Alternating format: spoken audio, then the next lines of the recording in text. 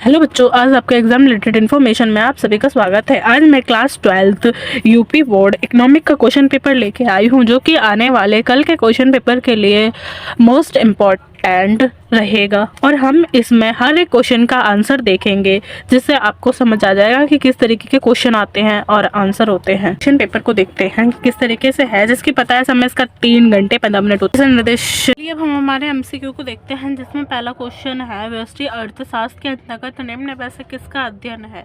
इसमें है व्यक्तिगत इकाई, आर्थिक समग्र मतलब अर्थशास्त्र में जो सामग्री का उपयोग किया जाता है, राष्ट्रीय आय जो पूरे राष्ट्र का आय होता है उसमें, या फिर इनमें से कोई नहीं।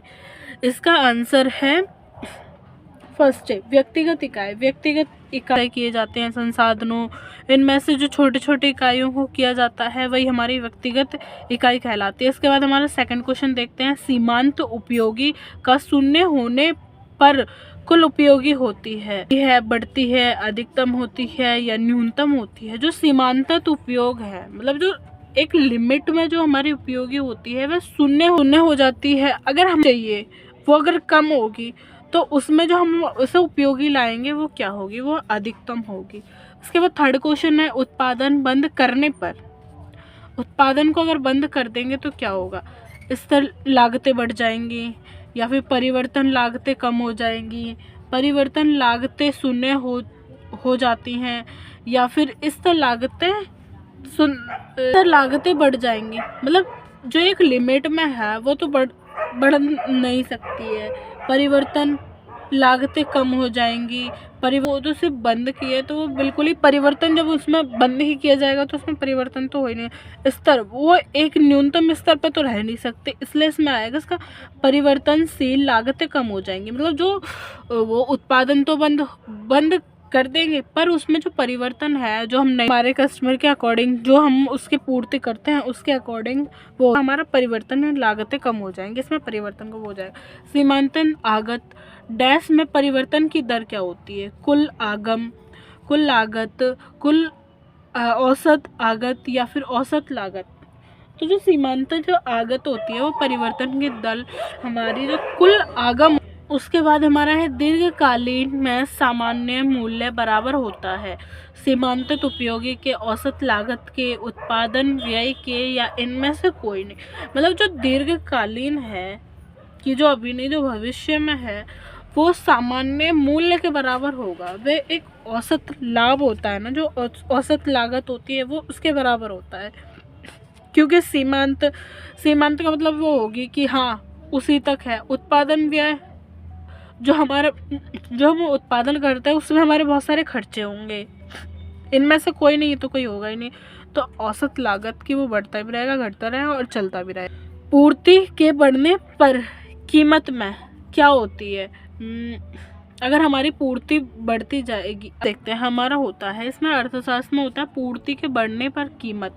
अगर हमारी बढ़ेगी तो कीमत घटेगी, अगर कीमत बढ़ेगी तो हमारी पूर्ति घटेगी। तो इसी में हमारी पूर्ति बढ़ने पर कीमत क्या होगी, इसमें कोई प्रभाव नहीं पड़ेगा, नहीं ऐसा कुछ नहीं है।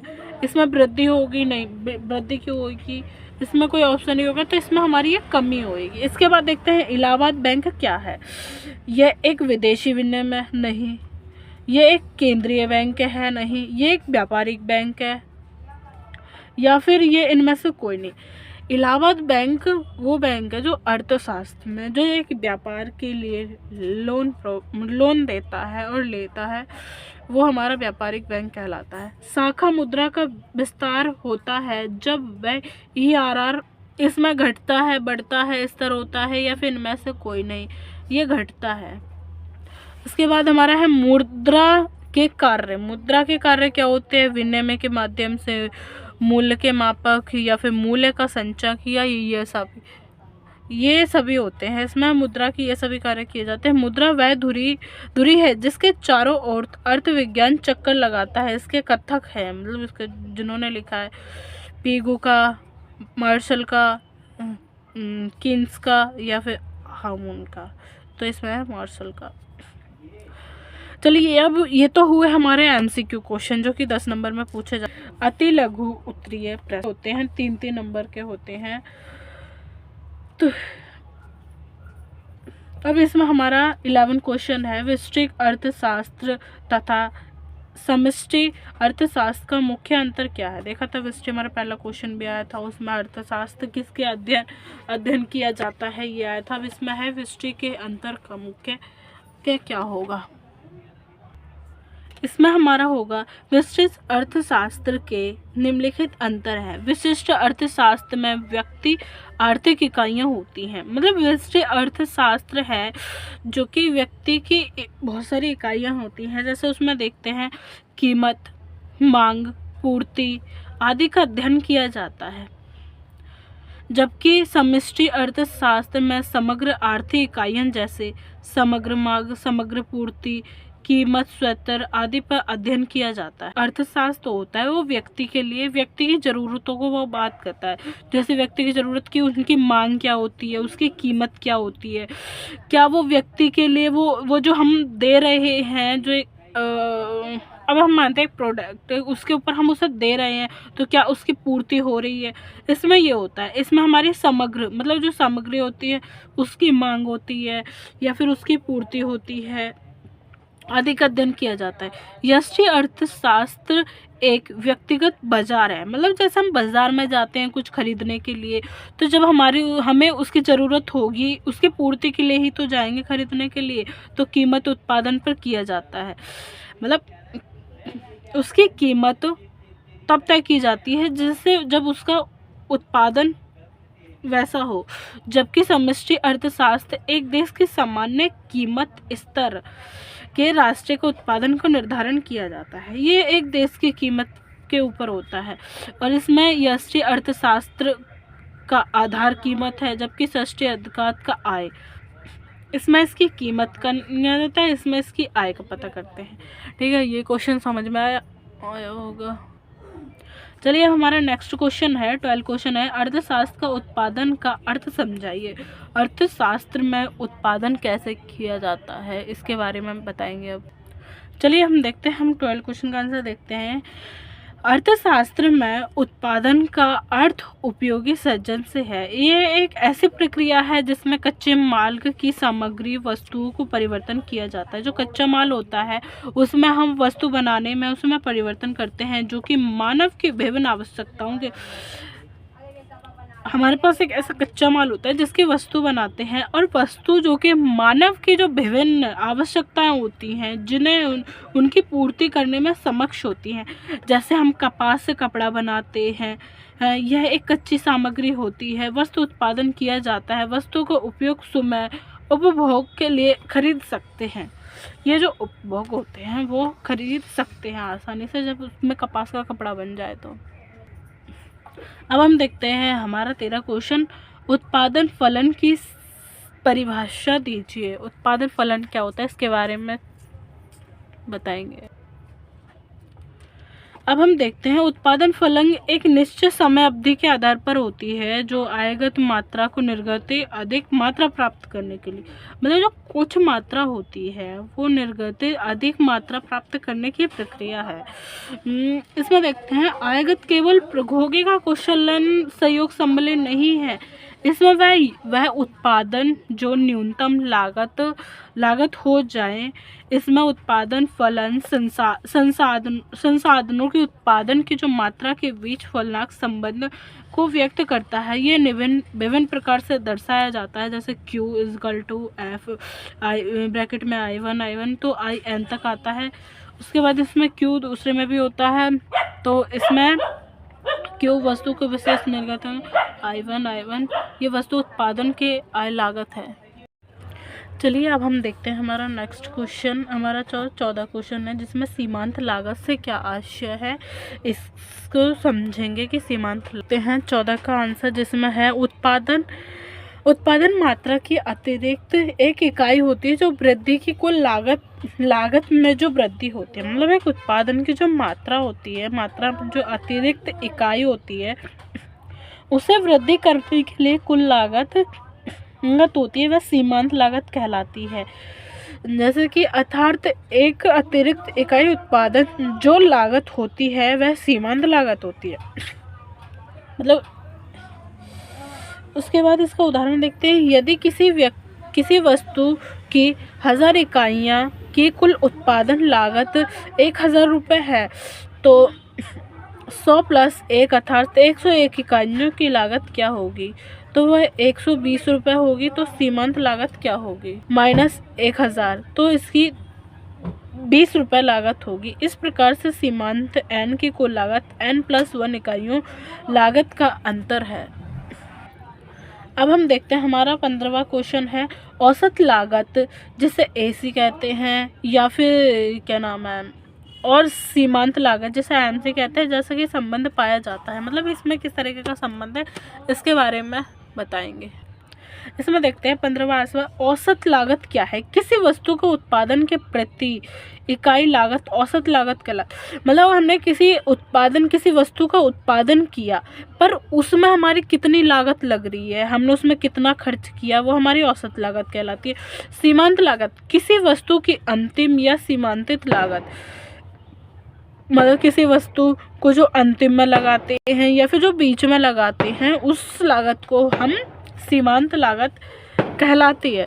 औसत लागत, तो इसमें संबंध क्या है? औसत लागत के कम होने पर सीमांत लागत भी कम हो जाती है। अगर हमारी औसत लागत होगी, हम उसमें स्टार्टिंग में ही वो करेंगे तो हमारी वो एंड तक वो कम होती जाएगी। ऐसे ही औसत लागत बढ़ने लागत का वक्र, औसत लागत वक्र उसके न्यूनतम लागत से नीचे से कटता है। हम देखते हैं जिसमें भू राजस्व का मागलुजारी को समझाइए। ये क्या है, इसके बारे में बताइए।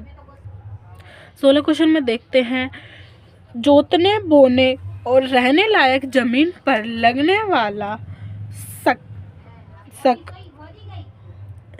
सकाई कर या फिर लगान को भू राजस्व कहलाता है। मतलब हम जिस जमीन पर बोते और जोतते हैं, उसमें जो हमारा जो कर लगाते हैं उसको भू स्वराज्य कहते हैं, जिसमें वो खंड चाहे किसी भी किसान के अधिकार हो या फिर जमींदार के अधिकार में हो, हमेशा भूमि का अधिकार पर ही भू स्वराज्य का निर्धारण किया जाता है। मतलब इसमें यह है कि जो भूखंड है, अगर वह किसान का हो या फिर उसके अधिकारी का या फिर जो जिसके में वो काम करते हैं वो जमींदार का हो, मतलब जिसके नाम पर होगा उस पे ही भू स्वराज्य का कर लगेगा, जिसमें स्थायी बंदोबस्त या फिर जमींदार व्यवस्था।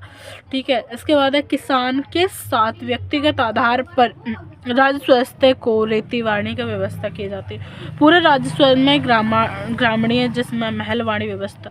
इसमें भू स्व के निर्धारण संग्रह के लिए प्रभावी अधिकारी तहसीलदार होते हैं। मतलब जो इसके प्रभावी मुख्य जो प्रभावी होते हैं वो तहसीलदार होते हैं।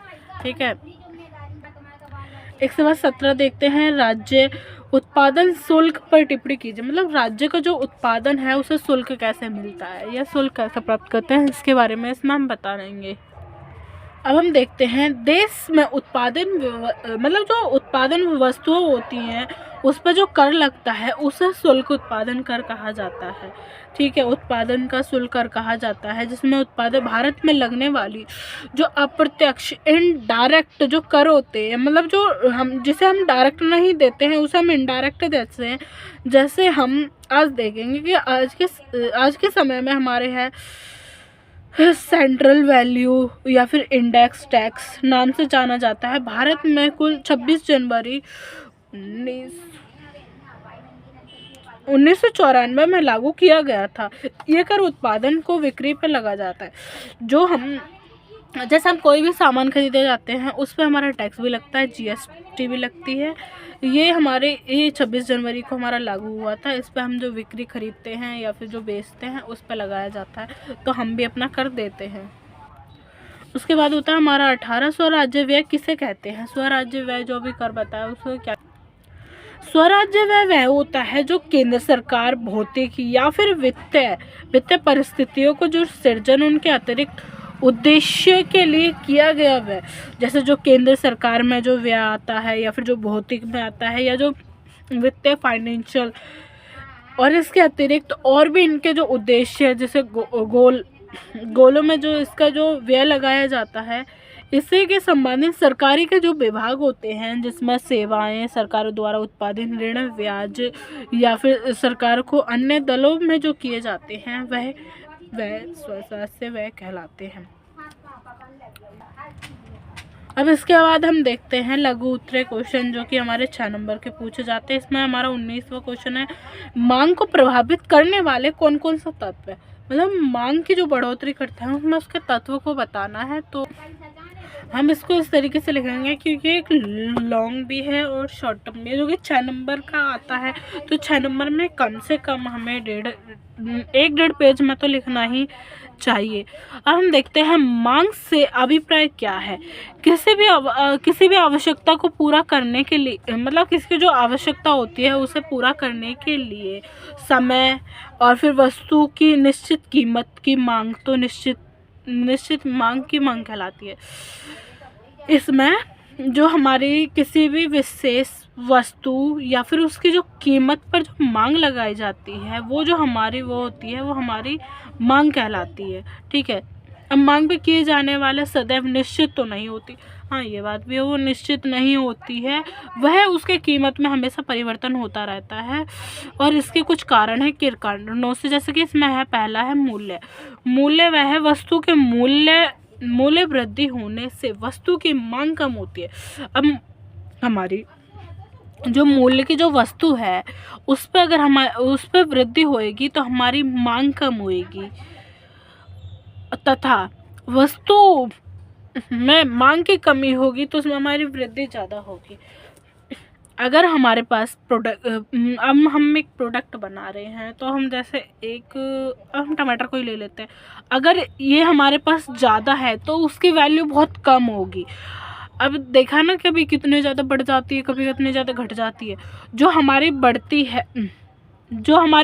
है तो उससे तो हमारी कम हो जाती है, और जब हमारी घटती है तो उसमें हमारी वृद्धि वस्तु की जो मांग होती है वो अधिक बढ़ जाती है। फिर उसके बाद दूसरा है संस्थापन वस्तुओं का मूल्य, मतलब उसमें स्थापन कैसे करना है, वस्तुओं की मांग उसकी स्थापना मूल्य में परिवर्तन, मांग किस तरीके से बढ़ते उत्पादन का कैसे होता है। अब हमारी जो उसका स्थापना होती है, हम एक प्रोडक्शन एक कारखाना देखते हैं, अगर उसमें हमारी जगह लिमिटेड है, कमी में वह मांग घट जाएगी। अगर वस्तु की जो मूल्य में जो वृद्धि हो रही है इससे मांग बढ़ जाएगी। मतलब ऐसा कि जो माल की स्थापना में होता है वो परिवर्तन जो प्रभाव पड़ता है जिसमें होती है जो हमारी स्थापना करने की जो कमी होती है, कमी से तो हमारी वस्तुएं की मांग घट जाती है। अगर कमी ज़्यादा और हमारी जो स्थापना की वस्तु रखने में जो वृद्धि होगी तो उसमें मांग भी बढ़ जाएगी।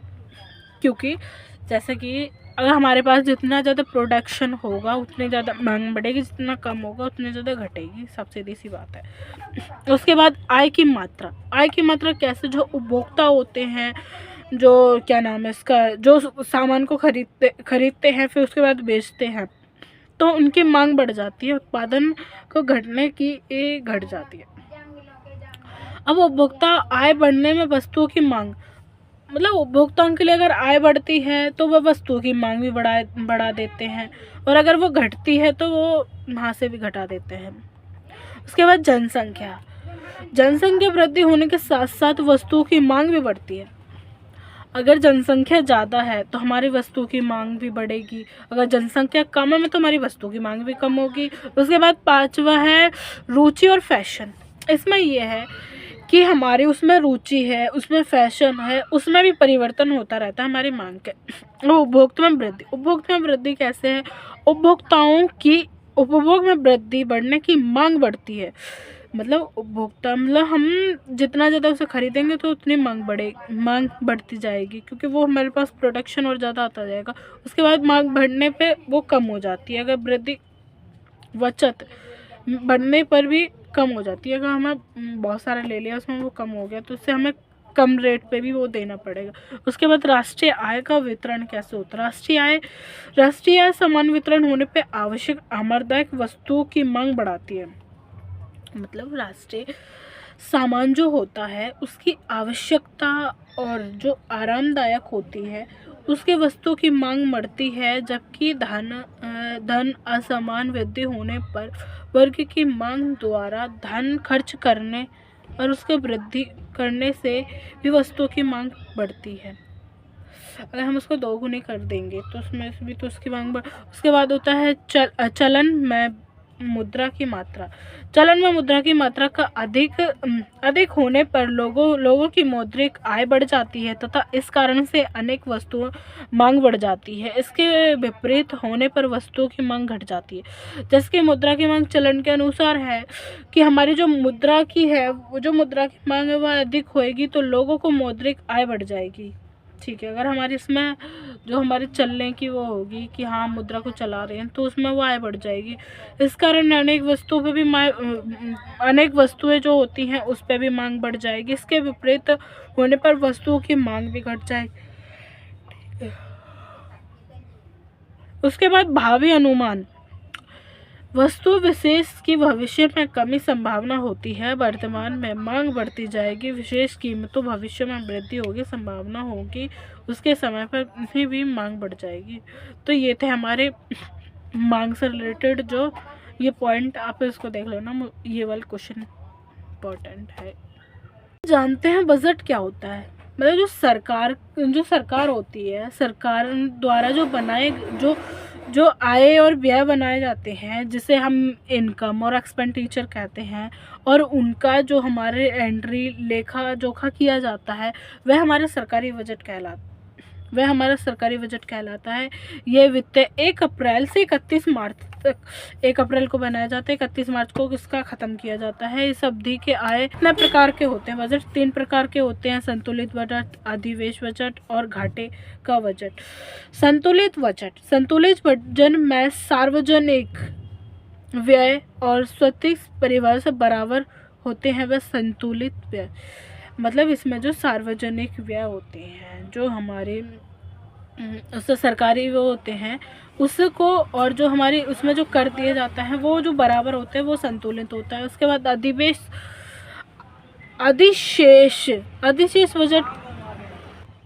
अधिशेष बजट में हम कुल राज्य के प्रतिस्पर्धी या फिर प्रस्तावित सार्वजनिक व्यय की तुलना अधिक होती है। मतलब जो हमारे पास ये जो व्यय दिया जाता है इनसे तुलना, तो यह बजट सामान्यतः अर्थव्यवस्था मांग की कमी करने और इसके कार्यों को स्तर घटाने के उद्देश्य से पेश किया जाता है, जिसमें होती है कुल प्राप्तियां, कुल व्यय। ये इसकी जो प्राप्ति होती है वो जो व्यय से होती है वो बड़ी होती है। उसके बाद हमारा है घाटे का व्यय। यदि किसी अवधि में व्यय संपादित से अधिक हो तो ये घाटे वित्त या फिर घाटे बजट कहलाता है, जिसमें कुल प्राप्तियां जो होती हैं और कुल व्यय होते हैं, इसमें व्यय अधिक होते हैं और प्राप्तियां कम होती हैं। उसके बाद हमारा इसमें लास्ट क्वेश्चन है 24। भुगतान संतुलित समाधान हेतु सरकार द्वारा उठाए गए कौन कौन से कदम हैं। मतलब हमारा जो भुगतान जो में जो संतुलन के जो समाधान बनाए हैं, ये रहा भुगतान में संतुलित जो समाधान बनाए कौन कौन से कदम थे। इसमें हमारे थे कि निश्चित जो समय अवधि थी वो हमारी 1 वर्ष की होती है इसमें, और यह देश के विश्व के अधिक देशों के साथ आर्थिक लेन देन और वित्त को भुगतान संतुलन कहते हैं, जिसमें निर्यातों को प्रोत्साहन देना। संतुलन प्रतिकूल होने से सरकार निर्यात प्रोत्साहन देती है। मतलब उसमें संतुलन होती है तो उसमें निर्यात को वो प्रोत्साहन देती है। इसके लिए निर्यातों को प्रोत्साहन देती है सरकार, में नियंत्रण प्रोत्साहन देती है, नियंत्रणों के विभिन्न करों को हटाती है और उत्पादन कच्चे मालों को सुविधा प्रदान करती है और लागत भी प्रदान। उत्पादन में वृद्धि, लागतों को बढ़ाने के लिए उत्पादन वृद्धि, भारतीय निर्यात के मुख्य मुद्दे जैसे चाय कॉफ़ी में वृद्धि की जाती है। विदेशी निवेश में प्रोत्साहन, निवेश को बढ़ावा देने के लिए विदेशी उपयोगी या फिर बहुराष्ट्रीय को पूंजी लगाने में प्रोत्साहन किया जाता है। व्यापार समझने, विदेशी व्यापार निर्यात वृद्धि बाजार में अनेक प्रावधान की तरह समझाते हैं। विदेशी पर्यटकों को आकर्षित किया जाता है। मतलब जो उसको आकर्षित कैसे किया जाता है, विदेशी पर्यटकों को पर्याप्त मात्रा मुद्रा हेतु पेश किया जाता है और आकर्षित करने के लिए उसे निर्माण किया जाता है। अपस्फीति की जाती है जिसमें देश की उत्पादन विदेशियों दोनों दमों पर प्राप्त और निर्यात में वृद्धि होती है। और इसमें एक है कि आयात पर रोक लगाने हेतु वस्तुओं के आयात पर प्रतिनिधित्व, आयात देश को उत्पादन करते हैं। ये हमारे दीर्घ के हैं, ये हैं। अब हम इसमें इसका आंसर देखेंगे। तो इस वीडियो को लाइक शेयर करें और अपने दोस्तों को भी शेयर करें और हमारे चैनल को सब्सक्राइब करें।